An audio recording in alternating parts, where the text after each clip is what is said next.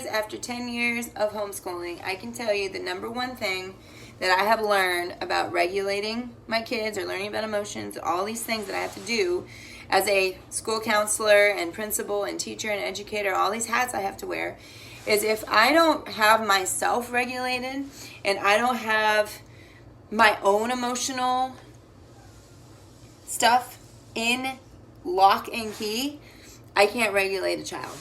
And if I have not worked out that day, if I have not eaten that day, if I have not gotten my hydration in that day, if I haven't got my mental ducks in a row, I can't regulate my kids. And so the greatest thing that I have learned in the last decade is I need to start off strong in the morning. Get my workout in, get my walk in, get all my mental checklist done, get all my work done the night before, have the discipline to go to bed, set an alarm to go to bed, get everything I need to done. And it's been hard because we own businesses. So I've had to really tighten up on my, scrolling and my Netflix and chill, whatever, to just focus, get my work done, get to bed, get up, pack lunches, have my coffee, get my workout in, that kind of thing. And so I know that I'm ready to face the day. I have everything accomplished that I need to mentally in the morning so that by the time I get to kids, I'm ready, I'm set, I'm focused. And because I can't regulate a child and give them regulation strategies if I am not practicing that.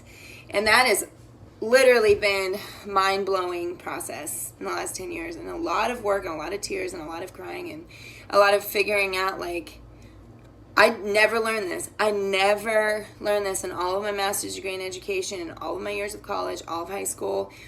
I'm figuring out. My parents did the best they could, and I love them very much, but they weren't taught this because this was not talked about in the 50s and 60s, as my parents are boomers. And this was not, all of these things, we just don't talk about emotions. We don't talk about stuff. We just don't talk. And I'm raised in this generation of we don't talk about stuff.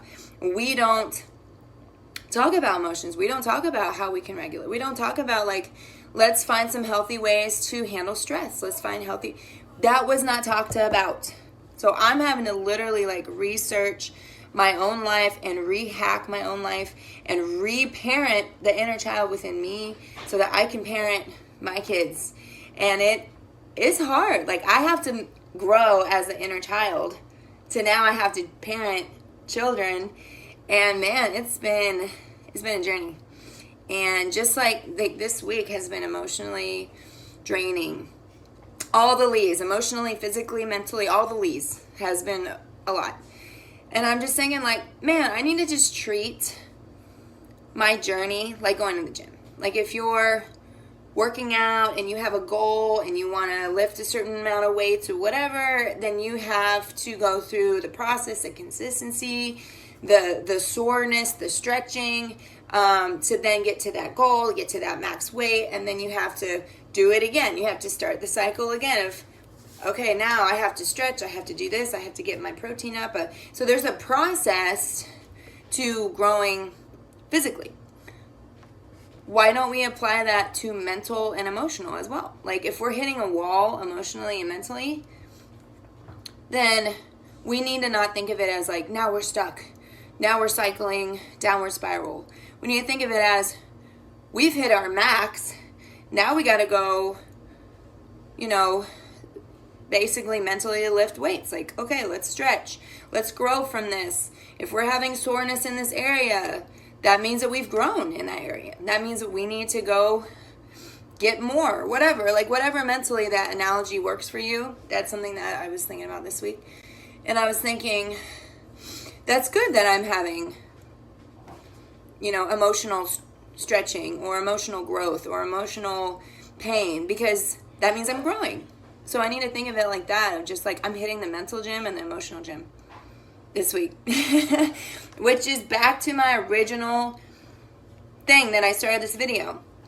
If I can't regulate myself and I can't think of strategies to help me process and help me organize my emotional thoughts, my physical and mental growth, how am I supposed to do that with a kid? So that's just some inspiration for you guys that I'm going through it. okay? And I'm having some stretching, and I'm having some emotional stuff.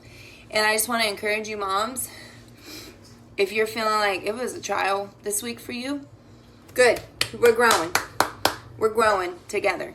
And just want to give a hand clap to all these moms out there that think they're a failure or think they're not doing good. Just you growing and having this self-awareness to know, like, I could grow in this area. I had to apologize this week a lot.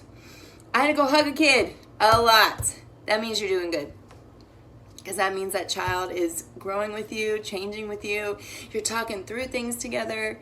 You're giving hugs together. And they're seeing this process of growth. And it's not this hidden, taboo subject. It's an open, honest, daily, we're talking through, we're communicating. And just that right there is helping them understand how to put words to their emotions, how to put words to their process. If they're feeling like everything is out of control, like, what can we control? Let's go on a walk. Let's talk about it. Like, those are all healthy coping strategies that I'm having to learn on the fly. And so if you're going through something like this, join the club, guys. Join the club to grow emotionally healthy kids. You got to be emotionally healthy. And that means the work. That means going through the work. And love y'all. Have an awesome day. Just want to give a little encouragement. Okay, peace out.